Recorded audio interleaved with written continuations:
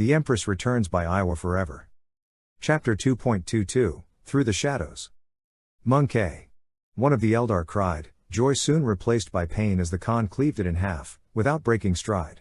Around him, his fellow warriors took up positions to fire into the melee separating the docks from the humans, captured Xenaz's weaponry laying low several of the enemy before they had a chance to react. The other prisoners kept back as best they could, leaving the heaviest fighting to those still capable as they cut a corridor through the morass of the enemy. The enemy, be it alien or demon, was not so patient. The Khan sprinted behind cover, a stream of crystalline projectiles shattering against the supplies as he disappeared from sight. The shots continued, two of the weakened prisoners falling dead from errant gunfire while the freed Astartes returned fire with the unseen foe. Sensing he was no longer the primary target, the Khan ducked out of cover and charged towards a collection of demons and Eldar, the creatures too busy fighting one another to acknowledge their coming doom. He swept his dhow upward, chopping a demonette and two Kabalites in half with his first strike. The Eldar tried to fall back, taking a few wild shots as the Khan twisted his blade around and bisected another Eldar's skull with a downward chop. The demonettes were not so easily frightened. With a cackle they surged towards the Khan as if of one mind, swiping and snapping at him with claws and pincers. With the captured clave in his dhow he managed to deflect most of the strikes, though a few grazing wounds across his arms were enough to force him back. He retreated, sweeping the swords in great downward arcs to drive off the demonic onslaught, even if only for a few seconds. One of his fellows spotted the Khan's retreat, bringing his gun to bear and blasting away several of the demonettes before they had a chance to push onward. The prisoner paid with his life, an Eldar sniper blowing his chest out with a direct hit, but it was enough for the Khan to recover his momentum. He slammed the clave into one demonette's throat, black blood splashing across his arm as he used the frail demon to barrel over another of its kin. He spun even before those bodies hit the ground, taking the arm and head off another demonette as the creature leapt towards him. Two more strikes saw the remaining demons fall in pieces, the Khan striding towards the defenses as the creatures dissolved back into swirling purple energy. He singled out one of the defense platforms guarding the main gate, keeping his blades to his side in preparation to strike as he closed. The Eldar did not notice him at first, keeping their weapons sweeping across the melee before them in indiscriminate slaughter. By the time one of them spotted the closing Primarch, it was too late. The Khan leapt forward, bringing the clave down to chop the arms off the nearest Eldar before staking the main gunner to the ground with his dhow. With the gun emplacement silenced, the Khan turned his focus back to the battle, spotting the huddled masses still hiding among the shadows. Quickly now, before these Xenazs rally, he called, jabbing his sword towards the main gate. The prisoners hesitated, a few of them taking tentative breaks from cover before drawing back or being cut down by gunfire. Finally they moved, groups rushing through the corridor as best they could as the fighters shifted to provide the best coverage. The Eldar swooped in, witches and Kabalite warriors crashing against the defenders to try and reach the wounded and weak. With all they had left, the warriors of humanity still held. The prisoners rushed into the dock, the Khan leading the way while the other fighters took the rear. The dock was much like any other Eldar structure, a curving plane sweeping out into empty space, with few straight lines to be seen. Most of the larger craft had been unmoored, their crews pulling them up to keep them away from the fighting below, but the Khan did see a few smaller ships on the far end of the dock that appeared unguarded. He started off, the prisoners getting his intent quickly as they hurried down the dock. They did not go far before the Eldar struck, two of their gunboats swooping in and opening fire upon the crowd. Prisoners screamed as they ducked to avoid the shots, many falling dead as the Eldar moved in for the kill. The Xenaz's victory was short-lived, for a golden bolt of energy blast through one of the nearer gunboats, vaporizing the aliens before they had a chance to respond. The Khan turned and spotted the Empress perched on one of the larger spires of the dock, the air around her glowing as she channeled her power. She twisted her hand about, the second gunboat seizing up before crumpling into a dense ball, its occupants crushed to nothingness. Their escape now covered, the Khan continued his run towards the transport, the dazed prisoners following suit soon afterwards. The transport the Khan had spotted was practically abandoned, with only a few dead Kabalites surrounding the craft to indicate it had once been manned. He paused, noting that many of the Xenaz's wounds were inflicted by bolt weapons. Alfarius infiltrators, perhaps? A nearby explosion shook him out of his speculation, and the Khan turned back to the remnants of their initial group that had gathered behind him. Go to the hold and find shelter. We shall make sure the Xenazs do not take any more lives today. As the prisoners filed past the Khan and into the bowels of the transport, the Khan swept his vision across the docks. More demons had sprouted up, drawing away most of the Eldar fighters in their mad rush for slaughter. The Empress had teleported to the ground floor, hacking her way through the crowd in an effort to reach the Khan and his fellows. Her presence was a boon for the refugees, providing a great distraction for Demon and Xenos alike to focus on, rather than shooting those who could not fight back. All those that cannot fight are aboard, the Khan turned as one of the warriors approached, the Astartes covered in blood that was not his own. Your orders? Get this thing moving, the Khan said, turning away from the battle and starting up the gangplank. The Eldar may look to cut us off and make this journey pointless. What of the Empress, I mean? She will manage, if she is truly all she claims to be. The Khan stepped into the darkness, his warriors following behind as several others did their best to close the transport up for transit. The hallways were twisting and disorganized, bedecked with a number of trophies the previous crew had set up, and even the Primarch found it difficult to move onward without bumping or scraping against something. The alien hallways continued ever onward, but to the Khan's relief they still held to the idea that the bridge did best at the rear of the ship. Steering was just as alien as the rest of the vessel, the Khan spying a contraption that looked like a series of curved rods ending in a small panel of buttons and touch interfaces. He signaled to one of the others, the smaller Astartes stepping up and tentatively placing his hand against the panels. No sooner had the Marine's hands touched the controls did the transport begin to hum, displays showing the outside of the vessel flickering to life in the dark. The controls are odd, the Marine said. But at the very least we can get free. Whether or not we'll be falling to our deaths remains to be seen, another mumbled, drawing a few chuckles from those around him. The Khan said nothing, keeping his focus on one display that he guessed showed a number of Eldar fighters swooping down to join the battle, but he did allow a small smirk to grace his lips for a moment. The pilot pressed down on one of the panels, the transport humming as its alien sails twisted about to better direct power to the engines. Slowly, the transport began to drift away, mag locks falling limp as it broke free of the dock. Almost as soon as they pulled away, they were attacked. The Khan braced as the ship lurched, the image of a fighter swooping away as several missiles smashed into one of the transport stabilizers. The sail held, for now, though the transport's already haphazard progress would be hampered as it tried and failed to remain stable. Does this thing have any defenses? He called back. I presume so, my lord, the pilot called back. What exactly that means when the Xenos are concerned is another matter. Perhaps we might be able to weather the attacks until we get to a safer area. Another lurch, the bridge filled with the sound of a warning klaxon. Perhaps not. Damn Xenos craft, of course they would make it so nothing works. Get us clear of the spires. The Khan replied. If we do crash at least then we will be far from the Xenos hives. The transport turned and started off, the entire thing shuddering as its engines roared to life. Two more Eldar fighters swooped in, blasting away with missiles and lance weapons while the captured ship was helpless to respond. The Astartes barely reacted, centuries of training helping them to stay calm even as more of their craft was shot away by the Xenos. On the display, the Khan saw two of the fighters disappear, destroyed by direct hits from some unknown source. There was a brief flash before a tiny figure appeared atop the ship, rooting itself just as a barrage of missiles ripped through the upper sail. There was a pause before the Khan felt a rush of energy, golden light filling the air around them and racing over the ship. Impacts from missiles and gunfire lessened to nothing, the Marines on the bridge untensing as the transport's flight evened out. Jagatai, the Empress voice echoed through his mind. He stepped back, more out of surprise than anything, but soon calmed his mind as the Empress continued speaking. I have kept the enemy off us for now, but there will be other traps awaiting us. Be on your guard, for I sense darkness closing in on us. The Primarch said nothing at first, even if the Empress could hear him, instead turning to check on his chosen as they continued to try and handle the Eldar ship. Seems the Empress has chased off those Xenos, the pilot said. We should be clearing the spire soon, my lord. Good. The Khan replied, finally reaching to stow away his weapons. Make for a place the Eldar cannot find us. Then, the Empress will lead us to our next destination, wherever that might be. And hopefully it is not too detrimental to our strength. The pilot said nothing, continuing to steer as best he could manage. The Khan watched the man, checking him for any signs of strain or worry, but the Astartes kept his composure as they continued onward. Attacks fell away, and silence reigned. Soon, the refugees slipped down into the shadows of the webway, only the glowing light of the Empress shield guiding their path. Corax never thought he would be placed in a position to be peacekeeper. Horus, for all his faults, had been effective at getting the other Primarchs to work together.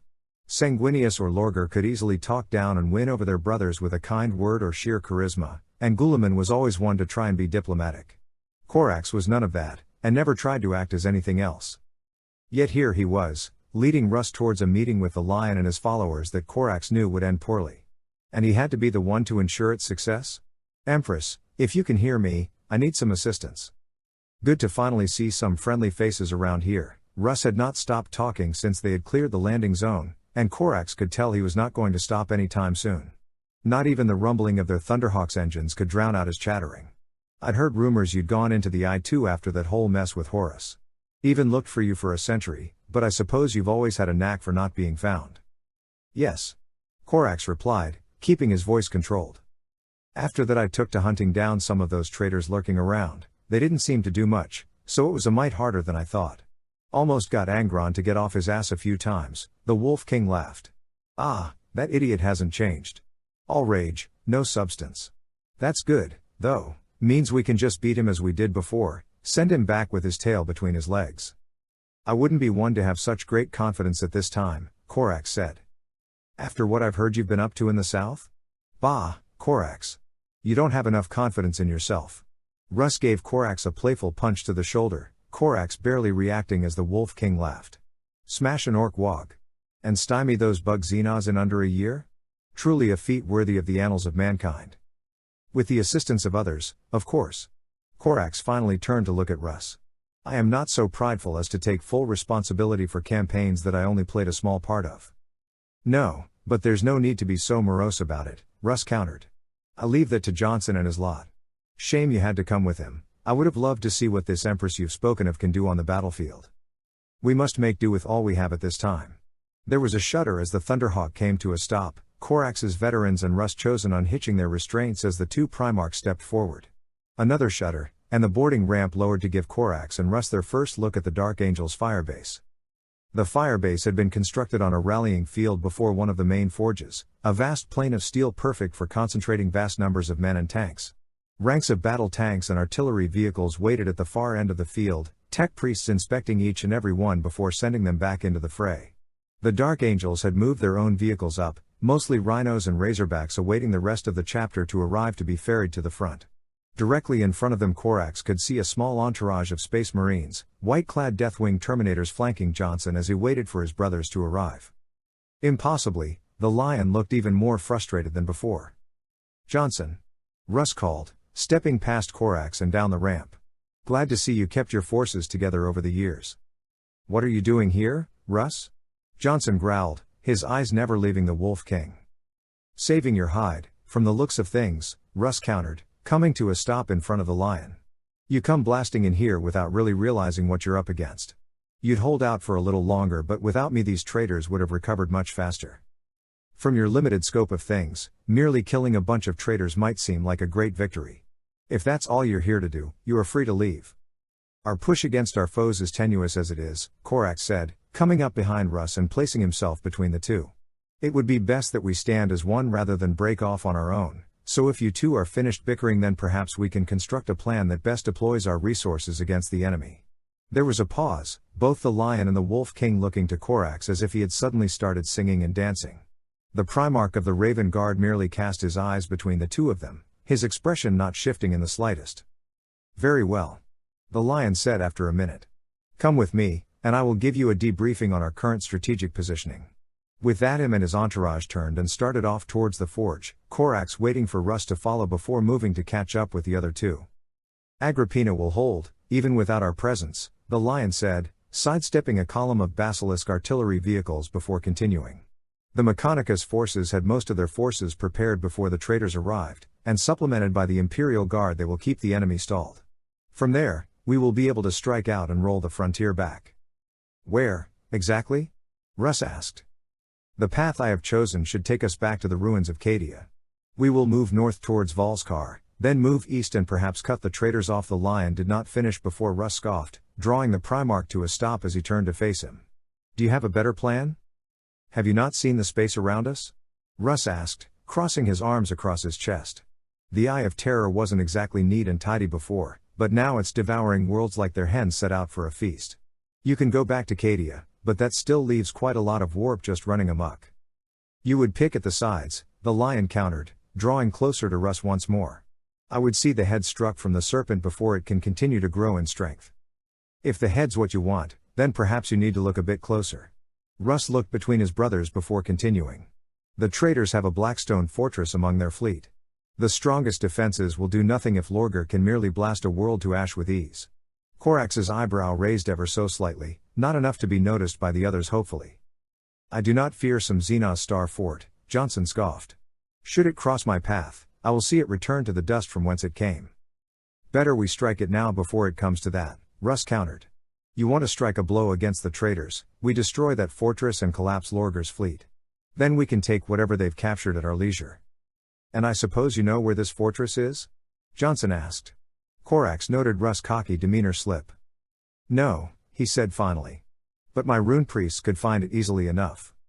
Forgive me if I withhold my enthusiasm for folksy conjuring. The Wolf King bristled as the lion turned away. I cannot spare the resources to go traipsing across the segmentum in search of one starfort. Better to let it come to us than to waste time and lives hunting it down. So you will do nothing, Russ growled, giving a snort before continuing. You're many things, Johnson, but I never took you for a coward. I am a realist, not a coward. The lion snapped, rounding on Russ. My orders are to contain the expansion of chaos, and I will need every soldier and vessel in precise places if we are to succeed. Were our position more secure, I would gladly send an expedition to find this Blackstone fortress and destroy it, but it is not. Perhaps if you got it through your thick skull that we do not have the forces of the Crusade, then maybe you would not make an ass of yourself and actually fight our enemies in a meaningful manner. Enough, both of you. Corax barked, his outburst once more catching the wolf and the lion off guard. The more you fight, the stronger our enemies grow. They will not need any Xenos superweapon to break us, for both of you are doing a fine job of it already. We wouldn't if Johnson could pull his sword from his ass, Russ muttered. Corax chose to ignore him. It is clear that neither one of you is up to the task of destroying the Blackstone fortress, he continued, both of his fellow Primarchs drawing back in offense. Russ would draw forth too many resources, and the lion would leave it be to wreak more havoc on our forces. For lack of a better option, I'll destroy it myself. Corax, we must stand together as one, the lion said. You said it yourself. Even if you do go, you cannot face the might of a Blackstone fortress on your own, Russ added. If we are to fight this fortress, I should lead the assault. You have no sense of subtlety, Russ, Corax countered. The traitors would smash your fleet before you even got close to the fortress. And Johnson, he turned to the other Primarch. You of all must understand a battlefield is never static. Far-ranging units are just as connected to one another as any frontline troops. The three of us working together will be able to not only strike down the fortress, but perhaps even put the traitors on the defensive for once. There was a pause, the lion and Russ looking between one another before looking back to Corax. Do they really need more explanation? This would call for targeted strikes, Corax continued, pushing past the other two as he continued. Forces strong enough to draw attention, but not enough to spend our troops needlessly. We attack whatever will weaken and provoke the traitors, supply depots, transports, portals, whatever they might have. Once we entice our opponents into committing more of their forces, then we strike out and destroy their fortress. Lorgar does enjoy spectacle these days, Russ mused, stroking his chin with a free hand. So, we move to skirmishing our foes now. It helped my people win deliverance, Corax said, turning to face the others once more. Done well, and it will save the Imperium from chaos once more. Another pause. I will think on this, Johnson said finally. I do not like it in the least, but perhaps once our position is fully secure it will allow us to be more bold. I will take an assessment of what the immediate presence of our enemy is and then construct a new defense. It is better than not acting at all, Russ added, even as the lion turned and walked off. Guess I was wrong about you, Corax, you have taken more confidence in yourself. Corax did not respond, keeping his gaze neutral as he mulled over the newest development. At the very least, it would placate Russ and Johnson for a little while, long enough for the Empress to finish rallying their forces for battle. That was the hope, at least. But then, perhaps Corax was more willing to open his mind to hope. They had not gone far from Kamara before the ship had crashed. Structural damage, alien controls, fate. Whatever the cause, the ship had stalled and plunged into the webway, shearing off great expanses of wraith bone and crystal in its meteoric descent. Strain from the sudden shift quickly ripped off its stabilizing sails, its pace increasing before it plowed into the floor of some great spire, the vessel tearing a deep trench before it came to a stop at the base of some defunct alien gate. Celestia grimaced as they hit, digging her boots into the deck of the vessel as she poured her power into her shields. The force of the impact sent a heavy shockwave through her body, but even as her limbs wavered her powers did not. Broken pieces of wraithbone danced around her in a cloud, small slivers slipping past her shields to cut shallow grooves in her armor. But the shields would hold. That was all that mattered. Finally, the ship came to a stop. Celestia held position for a minute, not releasing her shield until she was certain there was no danger about. With a small gasp she straightened herself upright, taking a moment to take in the vast, empty plane they had crashed into. At least we were not followed. We will have some time to rest. Shifting her energy, she teleported down into the hold, appearing off to the side of the main cargo hold. Ahead she could see the newly freed prisoners, shaken from the landing but otherwise free of any new injuries. They did not see her arrival, too focused on comforting one another from the crash, but gradually some of them did spot her in the shadows and drew back, as if being in her sight was somehow offensive to her. Given all these people have likely been through, anyone in such a position of authority would be a terror. "There is no need to be afraid," she said, keeping her voice soft as she stepped from the shadows. "I merely wished to see that you all were well." The former prisoners said nothing, all falling silent as they diverted their eyes from directly gazing upon Celestia. Sensing their fear, she stopped short of the main group and knelt, holding out her right hand towards the nearest ones. "If there is anything that ails you, I am here to help." The former prisoners hesitated, some looking to one another in confusion or fear. Finally, some took tentative steps closer to Celestia. Is it all over?" the nearest one asked. "Are we safe?" "As long as I draw breath, I shall never let harm befall you," Celestia said, giving the weary prisoners a warm smile. They still hesitated, but eventually one reached a tentative hand towards Celestia, scarred flesh brushing against the warm metal of her armor. The moment passed as the prisoners drew back, Celestia rising as she heard newcomers arriving. "Empress," Jagatai said, his voice cutting through the peace. "A moment of your time?" Celestia paused, turning towards the Primarch. It was unlike him to be so direct in asking her for advice, but well, this is hardly normal circumstances. "Of course," Celestia nodded before turning back to the huddled prisoners. "I will return soon, my friends." They said nothing, but a few hopeful glances were all she needed now. She turned and followed Jagatai down one of the many hallways of the wreck, his chosen moving away to look over their charges and give the two some privacy. "I see it is more than your body that has changed since we last spoke," the Khan said, keeping his voice low. "You disapprove?" Celestia asked, one eyebrow raised. "I have had more than enough issues from Johnson in regards to such matters." "The lion lives?" Jagatai asked, perhaps more quickly than he intended. There was a pause before his stern demeanor returned. "When I departed the Imperium, you were barely clinging to life. I had originally thought there would be a means to heal you within the webway, but that was another fool's errand." He turned away. "Now that you have returned, I fear perhaps it might not be to a realm you would desire." "Of course not, Jagatai," Celestia started. "Superstition has arisen where we fostered truth and understanding. In time, we will drive away the corrupting influence and leave humanity as it was meant to be. Without you indulging in your petty distrust for the Imperium and those who use its power for the best." Celestia's jaw tightened, but she said nothing as the Khan continued. "Apologies, that was low of me. As I said, you have changed. And yet I seem to be making great strides at falling into old habits," Celestia thought.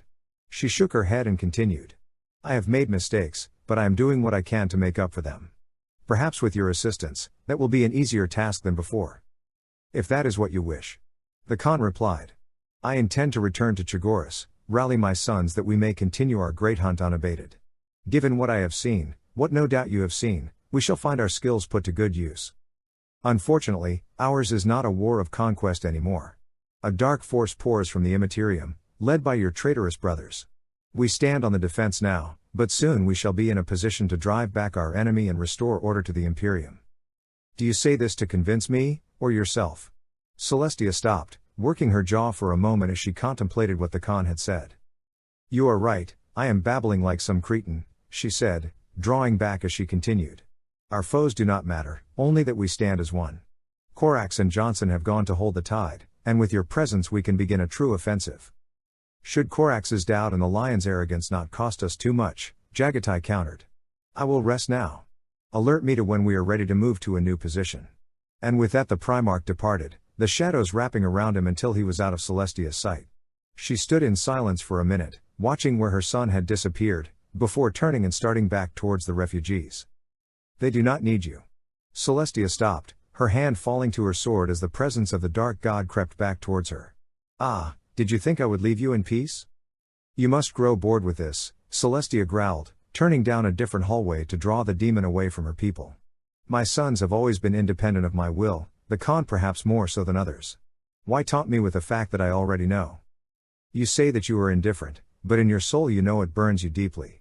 The dark god shifted, Celestia feeling the hair on the back of her neck stand on end as it drew up behind her. "For your whole life you have wanted to control everything, to dominate man and alien beneath your will. And yet you turn your back for just a moment, and your people realize they do not need you anymore and cast you aside. And you tell me that does not bother you? That version of me died centuries ago," Celestia snapped. "I am not the tyrant you think I am that you would have me think I am. When my mission is done here and you are destroyed, they will have their choice where they wish their lives to go. Do not try to fool me, Empress. You are a conqueror, and you always have been.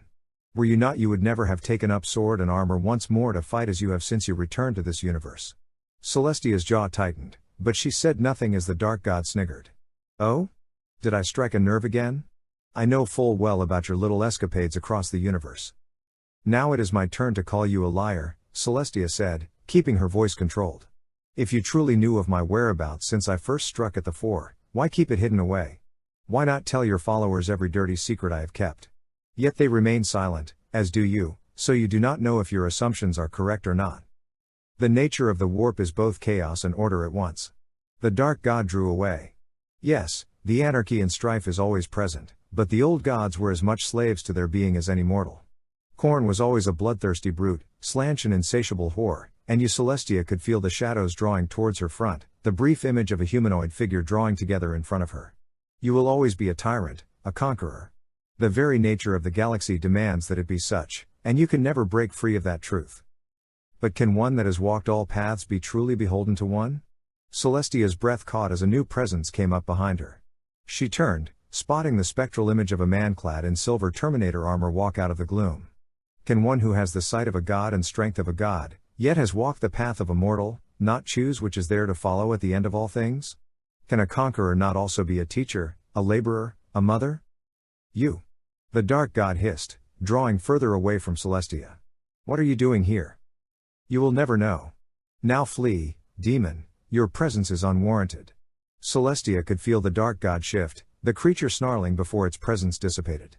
A minute passed, just enough for her to be sure the dark god would not return before she turned to the newcomer.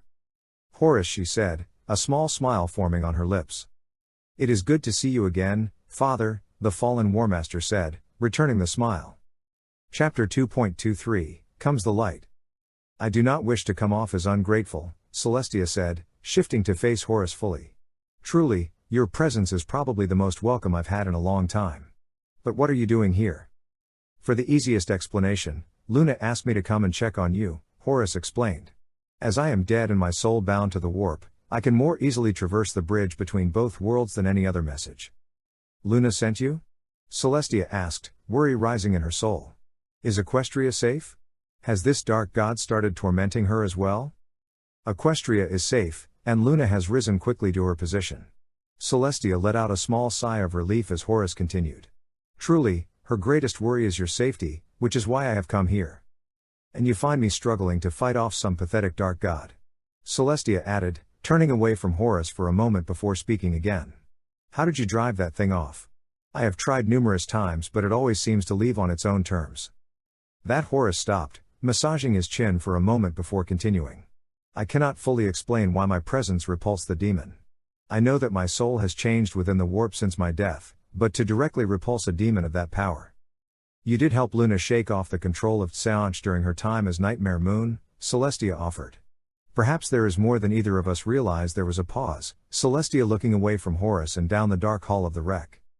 "You doubt yourself," Horus said, drawing Celestia back to him. "I suppose there's no reason lying to you," she said finally, hanging her head and sighing. "Returning to the Imperium has been more challenging than I had originally anticipated.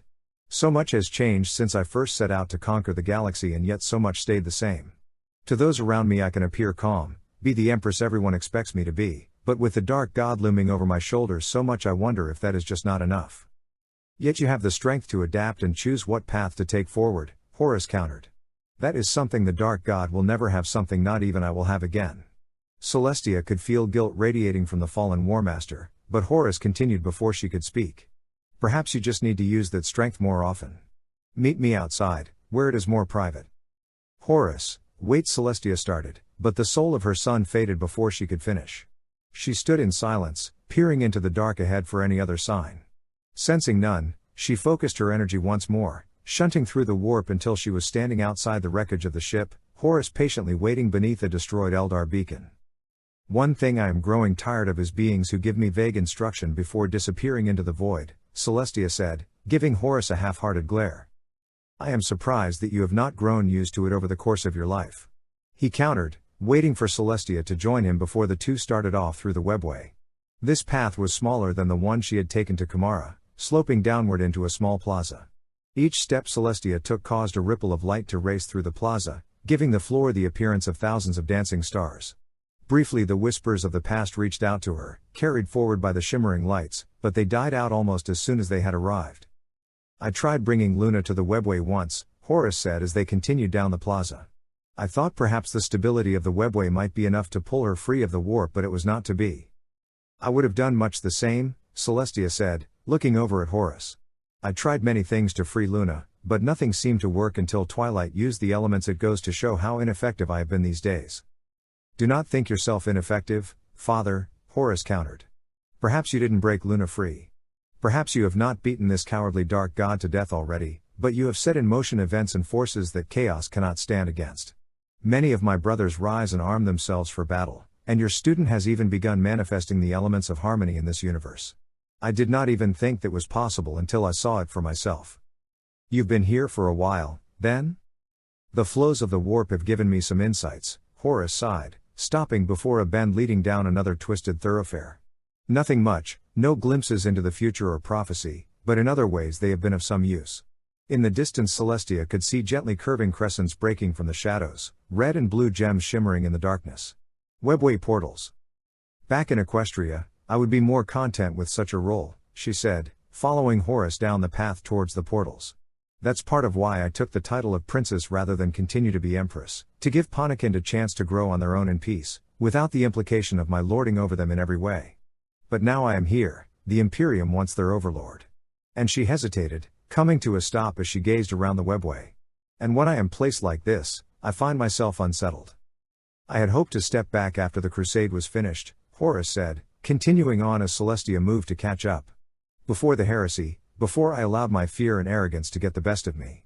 I encouraged my soldiers to start thinking beyond their bolters and swords, to become teachers and builders for the new Imperium. I suppose Guilliman was better than I was at that.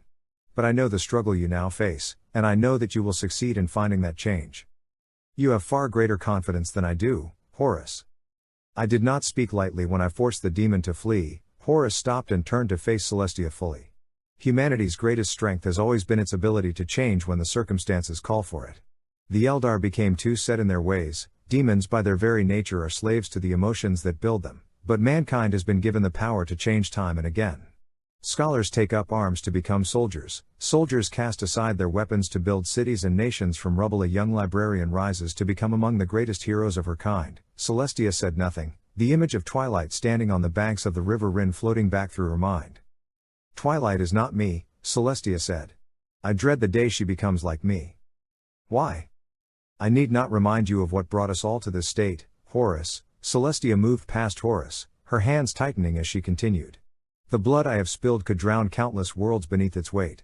The lives my arrogance has laid low could outnumber the stars. I drove you and the others to rebellion because I could not be bothered to tell anyone what I had planned. She stopped, noticing a tear forming at the corner of her eye. I neglected my sister to the point she tried to kill me. That is a future I do not wish for Twilight, but I fear I am driving her towards that with every action I take. You united a galaxy that had lost all sense of hope. You rose from the grip of death and struck the gods themselves. You pulled a world from the dust and created a means by which chaos might truly be defeated. Horus stepped up to Celestia and gave her a reassuring smile.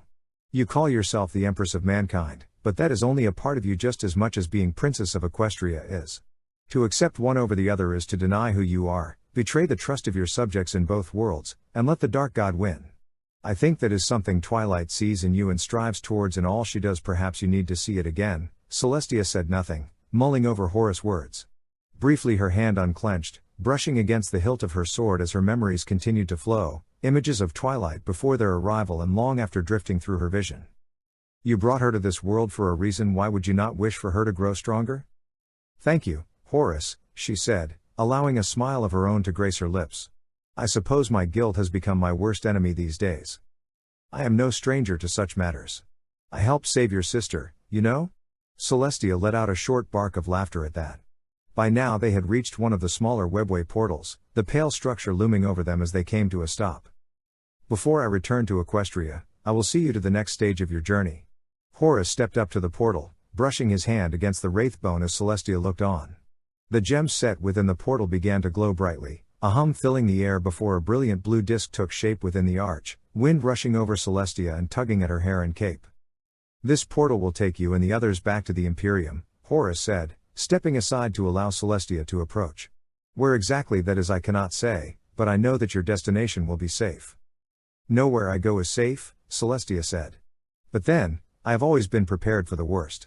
Horus nodded and turned to leave, Celestia chewing her lip before turning back towards him. Horus, wait. Yes, father? Horus asked. She stopped, trying to work out her next few words before speaking. My offer still stands, you know. All my knowledge of cloning and genetics is still sharp, and I would be happy to have you at my side in Equestria. I know you would, Horus said, his head sinking. And I know Luna would be thrilled if I were to appear to her in the flesh. But I still have many sins I must atone for, and even Equestria does not have the absolution I seek. Celestia's heart fell, but she merely nodded. Horus knew his path much better than she knew her own, perhaps, who was she to judge what he had already decided? Very well, she said. Then send my regards to Luna, and tell her I love her more than anything else in this life. I shall. And with that Horus faded, his spirit disappearing into the shadows as Celestia looked back to the webway portal. The disk showed her nothing, perhaps a vague reflection of herself, but its presence was oddly soothing, the longer she looked at it. She cleared her mind, giving a small sigh as she prepared to step through. I am more than a conqueror. I am more than a tyrant, she said. I am Celestia, and I shall never remain trapped, no matter what role presents itself. And with that she stepped forward, the energy of the webway portal closing around as she was carried forth to her final destination. Reality snapped back to Celestia, a jolt which almost caused her to stumble forward. Her boots struck marble instead of wraithbone, a loud clank that filled the amphitheater she had arrived in. Around her she could see dozens of figures, most of them Astartes clad in a myriad of different colors and sigils with a few serfs to tend to them. Looming over the crowd was a large statue, Celestia taking a moment to recognize the carved figure of Robute Guliman staring down at her. I must have arrived on Macragge, or at least somewhere within Ultramar. She was about to speak when she felt something seize her around the waist, Celestia looking down to see a familiar young woman beaming up at her. Empress, Twilight cried, tears of joy streaming down her face.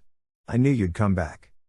Twilterra, Celestia said, allowing a smile of her own as she reached down to stroke Twilight's head. I'm so happy to see you alive as well. Though how exactly did you get to Ultramar? Celestia looked up, scanning the room once more. Besides the various Astartes she could see Matthias off to the side, joined by a terrified-looking Inquisitor Olivier and Vulcan. Well, Twilight trailed off, giving Celestia a sheepish grin. It's kind of a long story. End of part 2.